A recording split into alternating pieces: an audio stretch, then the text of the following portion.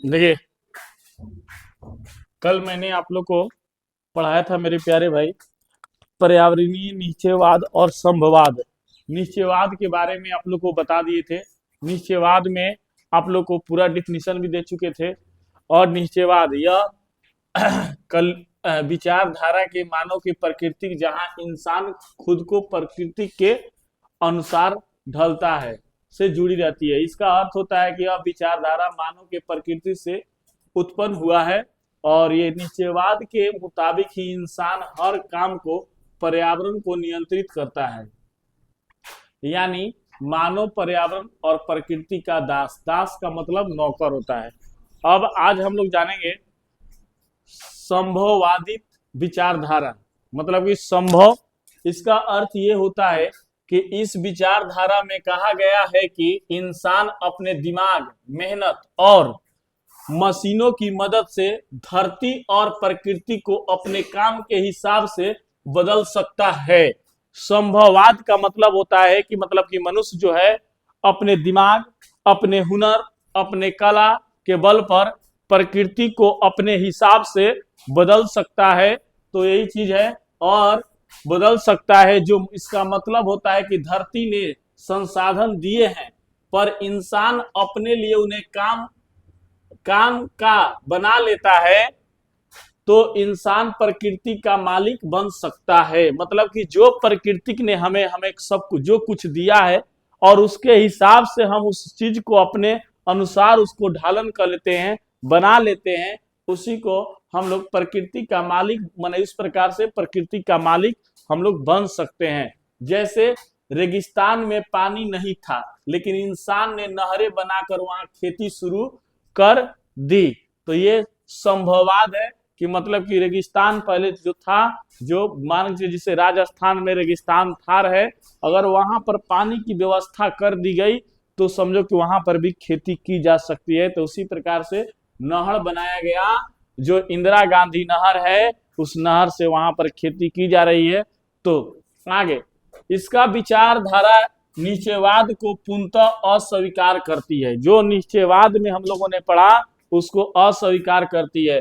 संभववाद की विचारधारा का सर्वप्रथम प्रतिपादन फ्रांसीसी इतिहासकार लुसियन फ्रेबो ने अपनी पुस्तक geographical introduction to the history में सन 1925 में किया था। संभववाद की विचारधारा में मानवीय को महत्वपूर्ण माना गया है। संभववादी विचारधारा प्रकृति के मानवीकरण से उत्पन्न होती है। तो अब इसके बाद हम लोग तीसरा इसका प्रश्न देखेंगे, जो नव निश्चयवाद है। नव निश्चयवाद के बारे में इसके बाद हम लोग पढ़ने वाले हैं भाई।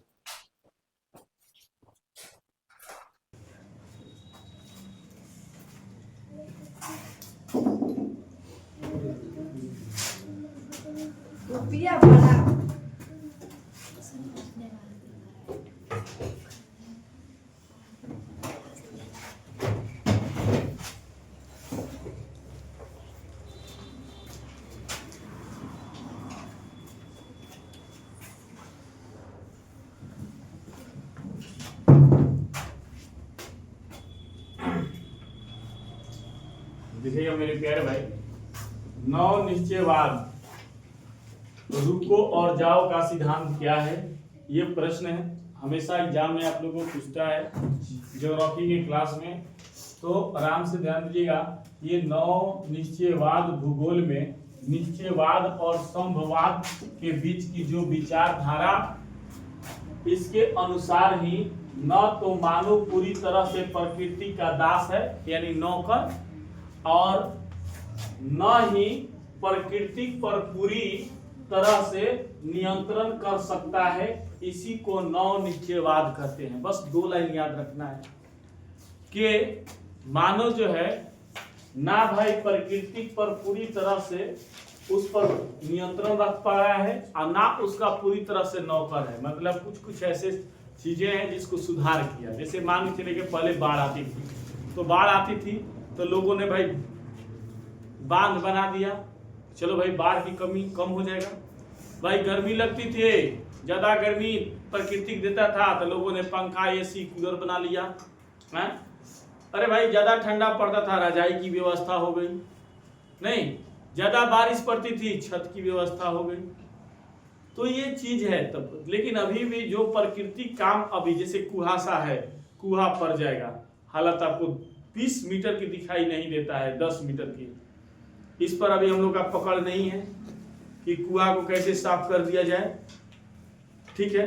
तभी भी प्राकृतिक ऐसा चीज है, अभी जैसे तड़िता गिरता है उस पर पकड़ नहीं है कि तड़िका को ऐसा गिराया जाए कि कहीं नुकसान ना पहुंचाए, उस पर पकड़ नहीं है।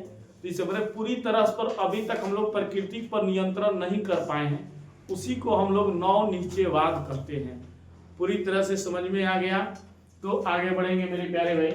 अब हम लोग का है कि मनुष्य की प्राकृतिक नियमों का पालन करते हुए उस पर कार्य कर सकता है। हाँ भाई, जैसे मान के चलिए कि हम लोग खेती गृहस्थी करते हैं, हम लोगों ने खेती करने के लिए बहुत सारे आज के डेट में खाद्य पदार्थ को यूज कर रहे हैं, डीएपी, यूरिया, फॉस्फेट। लेकिन उससे क्या हो रहा है कि हम लोग का खेत जो है दिन पर दिन बंजर होते जा रहा है। तो प्रकृति कहता है कि देखो भाई जैविक खाद का तुम प्रयोग करो।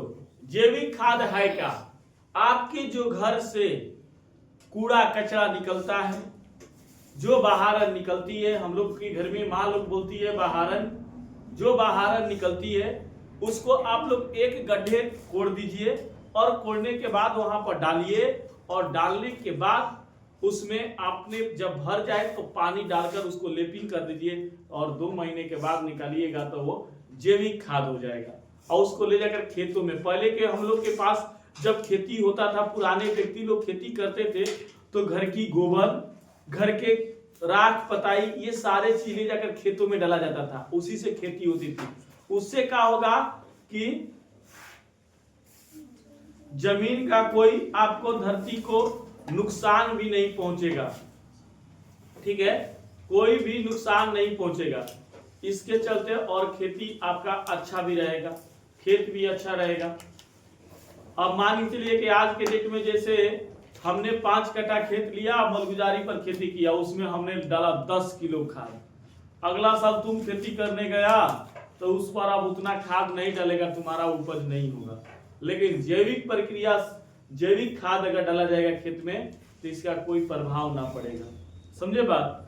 तो यही चीज यहाँ पर लिखे हैं कि जहां प्राकृतिक जाने, गो, जाने का मतलब गो होता है कि इजाजत देती है, वहां मानव का विकास कर सकता है। मतलब कि जहां तक प्रकृति आपको जाने को कह रहा है वहां तक अगर आप जाइएगा तो आप विकास करिएगा, और ना जाइएगा तो विकास न। जैसे मान लीजिए कि मानव ने भाई धरती में खोजा लोहा, अयस्क, बॉक्साइड, एल्युमिनियम, पेट्रोलियम, जो खोजा तो आज उसका हम लोग उपयोग कर रहे हैं ना जी।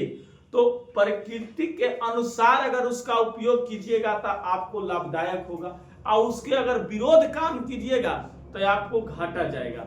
यही चीज है मेरे प्यारे दोस्त, देती है जहां मानव विकास कर सकता है, और जहां प्राकृतिक रुको, स्टॉप का संकेत देती है, उसे रुकना पड़ता है। मतलब कि अगर प्रकृति का आपको जाओ का बारे में बता रही है तो वहां पर जाइए, उसका यूज कीजिए।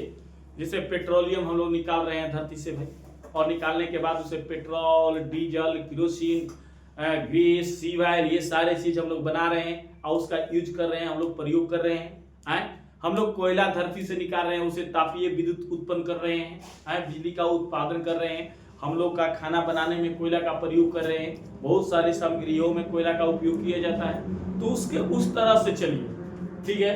तो वही कह रहा है कि आज के डेट में उदाहरण जैसे आदि मानव काल खेती नहीं जानता था, भूखा रहता था, समय के साथ उसने रासायनिक खादों का प्रयोग कर गहन खेती करना सीखा, लेकिन इससे पर्यावरण खराब होने लगा।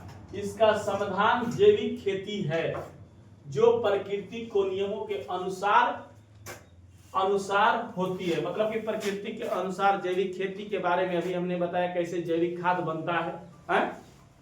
अर्थात नव-निश्चयवाद का यह मानता है कि इंसान को प्रकृति की मर्यादा में रहकर ही करना चाहिए।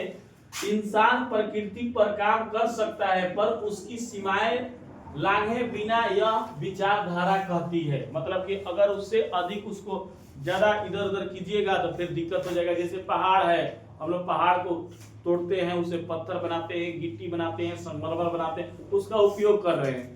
अब उसको आप नष्ट कीजिएगा तो वो दिक्कत आएगा भाई। आगे अब आते हैं इसका, यहाँ पर लिखे हैं न दास बनो न मालिक, ये समझदारी से आगे बढ़ जाओ। प्रमुख बिंदु प्रतिपादक ग्राफिए टेलर अमेरिकन भूगोलवेता थे। टेलर किस देश के थे भाई? तो अमेरिकन थे। ठीक है। पुस्तक जियोग्राफी 20th सेंचुरी यानी 20वीं शताब्दी। 20th सेंचुरी का मतलब 20वीं शताब्दी। टेलर ने कहा था कि मानव किसी देश के विकास की गति को तेज या धीमा कर सकता है पर वह प्रकृति के द्वारा बताई गई दिशा से नहीं हट सकता है। अब इसके बाद हम लोग नेक्स्ट और प्रश्न है उसके बारे में देखेंगे मेरे प्यारे भाई।